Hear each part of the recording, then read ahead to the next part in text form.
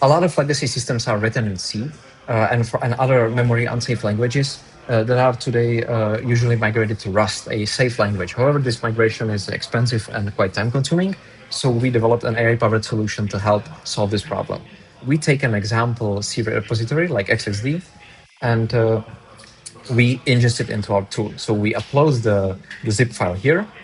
After uploading, the user can analyze the code base, look at the uploaded files, and leave some notes for the AI agent, for example, what should be implemented, what precaution should be taken with the file. And all of this is then ingested to draft up the architecture of the input system. We classify the different files based on what they do, what they affect, their purpose, and what implications they have for the rest of the code base. Then, using two different passes, we construct the plan of what we should do. First, we go top to bottom. Top to bottom looks at the files in the context of the application, of the environment. For example, if it's about a banking app, we would need it to be like redundant and distributed. And then we go bottom to top. Bottom to top is the technical side of things, where we look how we would like re-implement the different components of the application one to one. And here we actually like analyze what does each file do, what is its purpose,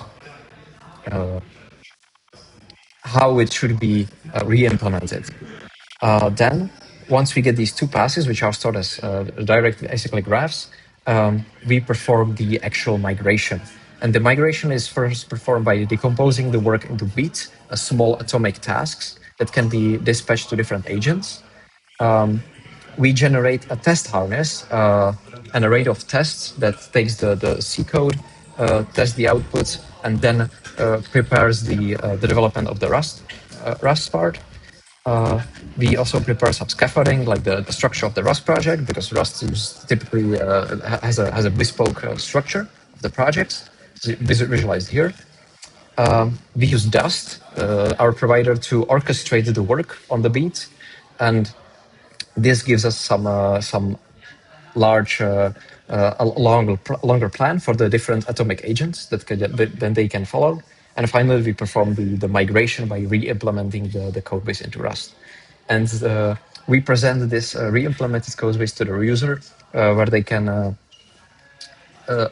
analyze the different files and build the code and run it with different arguments and test that it works how it should.